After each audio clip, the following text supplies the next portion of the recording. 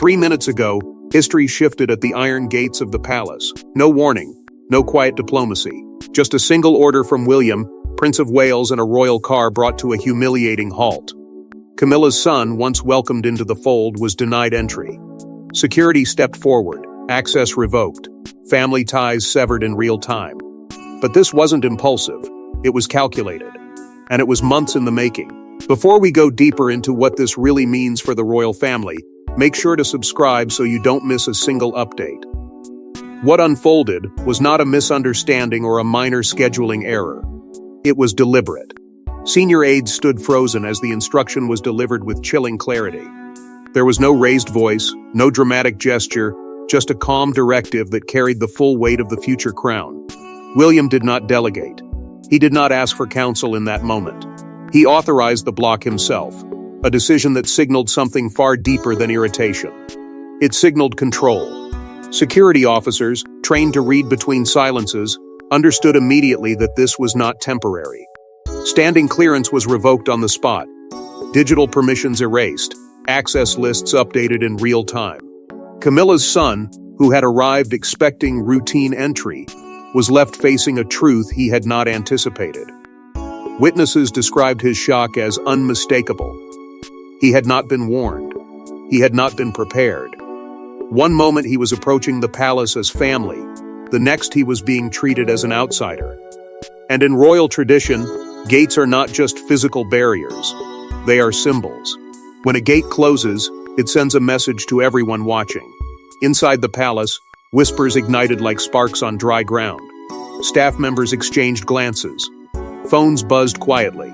Questions formed but remained unspoken. Why now? Why so publicly? Why so final?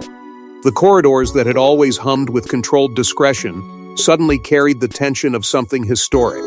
This was not about a scheduling dispute. It was not about etiquette. It was about authority. William's decision cut through layers of unspoken compromise that had defined recent years. It felt like a line being drawn in stone. There was an emotional undercurrent beneath the cold execution of the order. Those who know William describe him as measured, cautious, rarely reactive. So what could compel him to make such a visible move in broad daylight? The answer did not lie at the gate. It lay in something buried, something that had been building quietly behind formal smiles and carefully choreographed appearances. Because this moment was not born in 3 minutes. It was born in months of observation, in private briefings, in late-night conversations where loyalty and legacy were weighed against one another. Some insiders believe he was protecting the institution. Others whisper he was protecting someone far more personal. Either way, the message was unmistakable. The future king was asserting control, and he was doing it without apology. And yet, for all its suddenness, the confrontation carried the feeling of inevitability. As the car turned away and the gates remained firmly shut, the palace atmosphere shifted. Something had changed. A boundary once blurred was now sharply defined. But to understand why William made such a ruthless move in full daylight, we have to rewind to the quiet tensions that had been building behind gilded walls for months. The public saw unity, smiles, balcony waves. But inside palace walls, William and Queen Camilla were locked in a silent chess match. Conversations grew shorter, invitations more selective, glances colder, and at the center of it all, Camilla's son. His presence, once tolerated, began to feel like intrusion, and William, future king, was quietly taking notes. What appeared effortless to the outside world was, in truth, carefully strained. Every shared appearance carried a quiet undercurrent. Every polite exchange masked calculation. The monarchy thrives on image, but beneath that polished surface, pressure was building in ways that could no longer be ignored. Those closest to the inner circle began to notice the change first. William, once cordial and measured in every interaction, grew distant in subtle but unmistakable ways. His tone sharpened. His patience thinned. Engagements that once felt seamless now carried a quiet stiffness. He listened more than he spoke, but when he did speak, it was with precision. Not emotional, not explosive, controlled. That control unsettled people, because it signaled deliberation. It suggested he was not reacting, he was assessing. At the same time, Queen Camilla was pushing in the opposite direction. She advocated, firmly but persistently, for broader inclusion of her son within royal functions. Appearances. Access. Informal strategy discussions. What she framed as family unity, William began to interpret as overreach. To him, the monarchy was not an extended household. It was a bloodline institution built on centuries of hierarchy. And hierarchy, in his view, required clarity. Boundaries. Structure. The more those lines blurred, the more uneasy he became. Private meetings grew tense. Discussions about scheduling quietly transformed into debates about influence. Advisors found themselves navigating unspoken allegiances. Some believed William was being overly rigid. Others quietly agreed with him, but feared the implications of open disagreement. Charles III attempted to smooth the tension, inviting both sides into carefully structured conversations. He urged patience, compromise, balance. But balance is fragile when power is shifting. And in those rooms, everyone understood that William was not just an heir waiting his turn. He was preparing to lead. The friction deepened in ways that never reached headlines. A glance held too long. A proposal rejected without explanation. Invitations reconsidered at the last minute. Palace staff whispered about the growing chill between the future king and the queen consort. The monarchy's obsession with optics demanded unity, yet internally resentment simmered. William worried about precedent. If expanded access became normalized, where would it end? Camilla, fiercely protective, interpreted his caution as personal rejection. And Charles stood between them, increasingly aware that neutrality was becoming impossible. Then came the shift. A quiet delivery. A confidential report placed into William's hands. Its contents were not immediately discussed, but those close to him noticed the transformation. His restraint hardened. His questions became more direct. Meetings grew shorter, decisions sharper. Whatever he read did not create the tension, it crystallized it. It confirmed fears he had been quietly carrying for months. The silent chess match was no longer theoretical. It was strategic. The smiles on the balcony continued. The public saw cohesion. But beneath the surface, something decisive had already begun to move. William was no longer weighing discomfort against diplomacy. He was preparing for action. And then came the document, the one that changed everything. It wasn't gossip. It wasn't jealousy. It was paperwork. A confidential file placed directly on William's desk. Financial discrepancies, private meetings, unauthorized discussions involving palace influence. And one name kept appearing: Camilla's son. What William discovered wasn't just uncomfortable. It was destabilizing. And from that moment on, the future king stopped seeing this as family tension and started seeing it as risk. The file arrived without ceremony, marked urgent, sealed with the kind of discretion that signals quiet alarm rather than loud accusation. It did not accuse outright. It suggested, it implied. And in royal circles, implication can be more dangerous than proof. The contents painted a troubling pattern. Conversations that blurred the line between private enterprise and royal proximity. Meetings held in the shadow of influence, where titles carry weight even when they are not spoken aloud.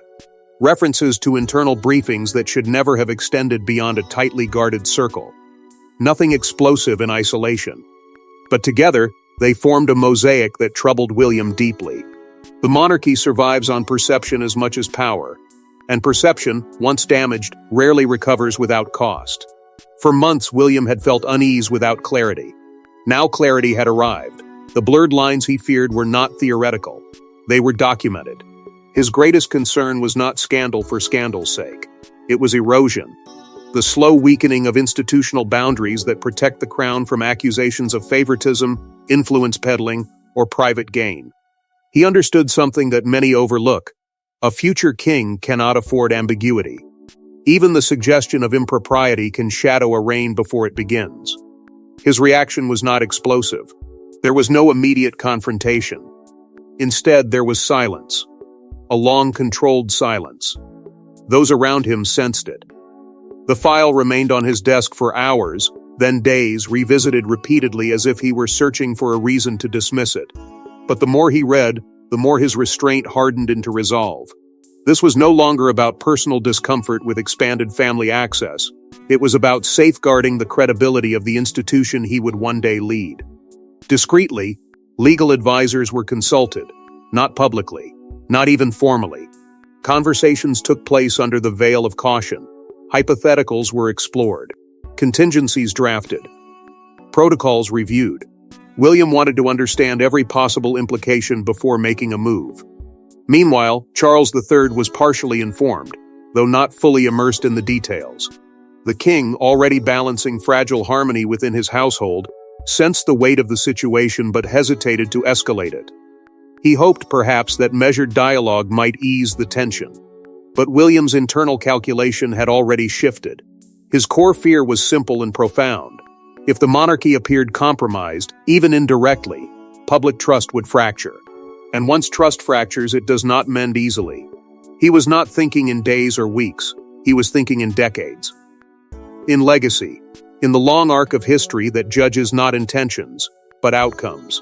And in that calculation, he began drafting consequences quietly, methodically, with the precision of someone who knows that once a line is drawn, it cannot be erased. The confidential file did not shout, it whispered. But its whisper carried the force of inevitability. The future king had moved from suspicion to certainty, from caution to preparation. And as he closed the folder one final time, he understood that the next step would not be subtle. It would be visible, decisive, unmistakable. Because blocking someone at the gates isn't just administrative, it's symbolic warfare. Security had seen tension before. But never this. William's instruction was precise, effective immediately. No debate, no family exemptions, clearance revoked, staff privileges suspended, all access points updated. It was swift, ruthless, final. Even senior protection officers understood this was a message. There was no room for interpretation, no window for negotiation. The authority behind the words carried the quiet force of someone who had already calculated every consequence. William did not issue the directive through layers of intermediaries. He delivered it personally, ensuring there would be no dilution, no delay, no confusion about where the order originated. Within minutes, digital systems reflected the shift. Permissions that had once opened doors seamlessly were erased. Identification protocols adjusted. Access codes rendered obsolete. It happened so quickly that even seasoned staff were momentarily disoriented. For years, tradition had softened boundaries when it came to extended family ties. Courtesy often filled the gaps where rules were unclear. But this was different. This was policy enforced with surgical precision. And the speed itself sent a signal this decision had not been made in haste. It had been prepared. Senior aides, many of whom had navigated palace politics for decades, were blindsided. Some had sensed tension building, but few anticipated a move this visible. They understood the weight of symbolism within the monarchy. Authority is rarely declared outright, it is demonstrated. By taking control of access, William was not merely limiting entry. He was asserting jurisdiction, quietly, decisively, unmistakably. The future king was exercising power in a way that felt immediate, not theoretical. Camilla's office learned of the change not through consultation, but through consequence. Calls were placed, clarifications sought, yet the reality was stark. The instructions stood, no exceptions, no temporary review. For those observing from within the institution, the shift was profound. Influence that once flowed through informal channels now encountered resistance. The balance that had felt delicate but manageable suddenly tilted. And everyone felt it. The psychological impact extended beyond logistics. To be stopped at the gate was one thing. To have that stoppage formalized and systemized was another. It carried the sting of public rejection layered with the permanence of institutional judgment. Palace insiders whispered in corridors, voices low but urgent. "This feels permanent," one remarked, capturing the unspoken understanding that this was not a cooling-off period. It was a recalibration of boundaries. William's composure throughout only intensified the atmosphere. He did not waver. He did not soften his language. He framed the action as necessary, measured, protective. In his mind, this was about safeguarding the integrity of the crown. But in doing so, he had crossed a threshold. The act transformed private tension into open fracture. It signaled that the era of quiet compromise was over. And with that signal came inevitable fallout. Because decisions of this magnitude rarely exist in isolation. They echo. They provoke response. They demand confrontation. And as word of the directive traveled from office to office, from aide to advisor, one question grew louder. How would Camilla respond to such a direct assertion of authority over her own son? The monarchy may endure storms, but this one was gathering force from within. And when Camilla found out, the palace walls shook in a different way. Queen consort Camilla had endured criticism before. But this was personal. Her son stopped at the gate like a stranger. No warning. No consultation. Just William's authority overriding her influence. And behind closed doors, the confrontation was explosive. Because this wasn't just about access. It was about power and who truly holds it. For years, Camilla had learned to withstand public scrutiny with composed resilience. She understood whispers. She understood headlines. But this cut deeper. This was not commentary from outsiders. This was a decision from within the family itself, delivered without courtesy, without preparation, without deference. The moment she was informed, disbelief quickly hardened into fury. She demanded an immediate explanation. Not through aides. Not through carefully filtered messages. Directly. There was no room for delay. In her view, a line had been crossed, and it was not merely administrative. It was maternal. To see her son reduced to a revoked clearance and a denied entry felt less like protocol and more like rejection. And in the private space where titles give way to emotion, she did not mask her anger. When she confronted William, the exchange was intense and unyielding. She challenged his authority to act unilaterally in a matter that touched her family.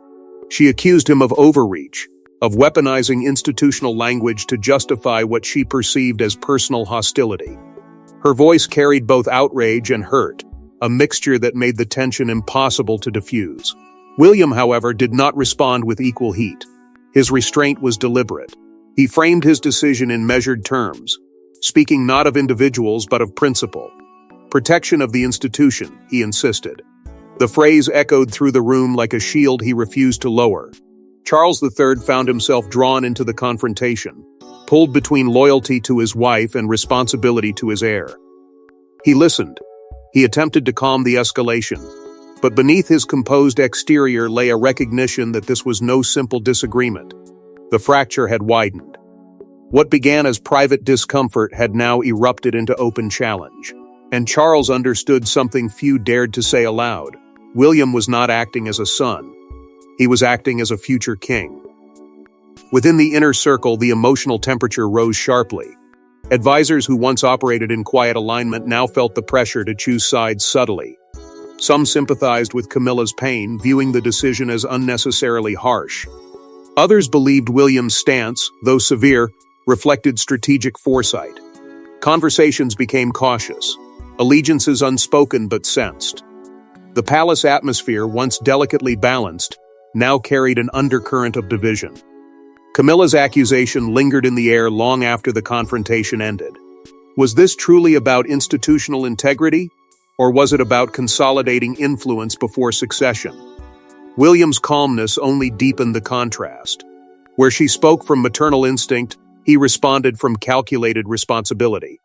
Success and suffering collided in that exchange, a mother defending her son, a future king defending a crown. Both believed they were right. Both felt betrayed. And in the center of it all stood Charles, increasingly aware that neutrality was slipping from his grasp. Whatever he decided next would not simply resolve a dispute. It would define the balance of power within his own household, because the king now had to choose support his wife or protect his successor. For Charles III, this was no longer abstract politics. It was his wife's son versus his own heir. Bloodline versus marriage. Stability versus loyalty. The king listened. He weighed. And he hesitated. Because whatever he decided would define not just this family, but the future reign of William himself. The weight of the crown has always demanded composure. But in this moment, composure felt fragile. This was not a debate about scheduling or ceremonial hierarchy. It was a confrontation that cut through personal devotion and constitutional duty at the same time. Charles chose to meet each side privately, not as a monarch delivering decrees, but as a husband and a father trying to hold his world together. With Camilla, the conversation carried the raw ache of personal hurt. She spoke not of politics but of humiliation, of maternal instinct, of a line crossed without warning. Charles heard her frustration and understood it. He knew what it meant to feel sidelined, to feel misjudged by the institution he had served his entire life. Her pain was real, and it unsettled him. Then came his meeting with William. The tone shifted immediately. This was not emotion first. It was strategy. William laid out his reasoning calmly, pointing to precedent, to optics, to the fragility of public trust. He framed the decision as preventative rather than punitive. He was not attacking, he was insulating. And in that measured explanation, Charles recognized something undeniable. His son was thinking like a sovereign. The move may have been harsh, but it was not careless. Still, the king feared the public consequences. The monarchy survives on unity. Even whispers of internal fracture can become headlines, and headlines can become narratives that spiral beyond control. Advisors urged careful messaging, emphasizing solidarity, discouraging leaks, reinforcing the appearance of cohesion. But appearances were precisely what troubled Charles. Behind the polished surface, there was tension that could no longer be smoothed over with formal statements. He also wrestled with another fear, the perception of weakness. If he overturned William's decision, he risked undermining his successor's authority. If he endorsed it fully, he risked alienating his wife and deepening a domestic divide. Either path carried cost. Leadership at this level is rarely about choosing right over wrong. It is about choosing which sacrifice one can endure. And Charles felt the strain of that calculation in a way that few could truly comprehend. Quietly, almost reluctantly, he acknowledged what history was signaling. The center of gravity within the monarchy was shifting. William's decisiveness, controversial as it was, reflected a generational transition. The heir was no longer waiting in the wings. He was shaping policy, defining limits, establishing tone. Charles sensed that intervening too forcefully could stall that evolution. Yet stepping back entirely would feel like surrendering influence within his own household. The emotional toll was visible only in subtle ways: longer pauses in conversation, moments of introspection, a heaviness that clung to his decisions. He had spent decades preparing for the crown. Now, in a twist of irony, the greatest test of his reign was unfolding inside his family rather than beyond it. And even as he weighed his response, he understood that the matter would not remain contained for long. Because tension within palace walls rarely stays confined. It seeps. It travels. It finds its way into whispers, into speculation, into public discourse. And that ripple was already spreading beyond palace walls. It started as a whisper among staff, then a leak, then a headline draft waiting to explode. The future king blocking the queen's son? That's not family drama. That's constitutional tremor. And once the story surfaced, the monarchy's carefully polished image began to crack. What had been contained within corridors of discretion now slipped into the bloodstream of public conversation. A single detail passed from one trusted aide to a well-connected correspondent. And suddenly the narrative was no longer private. It was alive. Royal reporters, always alert to shifts in tone and power, sensed immediately that this was not routine palace friction. The language used in early inquiries carried a different weight. Words like revoked, blocked, and authority began to appear in drafts circulating quietly between newsrooms. Editors hesitated at first, aware of the gravity. But hesitation rarely survives competition. Soon speculation overtook caution. The story edged toward publication, and the tremor became visible. Commentators framed it as an internal power struggle, a symbolic clash between present and future reign. Panels debated whether William's firmness reflected necessary modernization or cold ambition. Some critics labeled the decision ruthless, arguing that family dignity had been sacrificed for control. Others praised the move as decisive leadership, a long overdue assertion of boundaries in a monarchy often criticized for blurred lines. The divide was sharp. and it deepened with every passing hour. Camilla's silence only intensified the intrigue. She did not issue rebuttals. She did not appear publicly to soften the narrative. Her restraint was interpreted in multiple ways: dignified composure by some, simmering defiance by others. In the absence of direct commentary, speculation filled the void. Each unanswered question fueled another headline. Each pause became part of the story. Social media accelerated the spiral.